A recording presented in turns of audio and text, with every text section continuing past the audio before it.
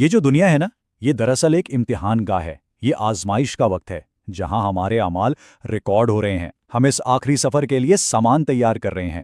یاد رکھیں، ہمارا آج کا ہر ایک عمل کل اس پل پر ہمارے قدموں کو یا تو مضبوط کرے گا یا پھر کمزور کر دے گا۔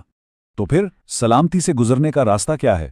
سب سے پہلے تو اپنے اعمال کو درست کرنا ہوگا، نیکیوں کو اپنی عادت بنانا ہوگا، ہر طرح کے گناہ سے بچنے کی پوری کوشش کرنی ہوگی، اور ان سب چیزوں کی بنیاد کیا ہے؟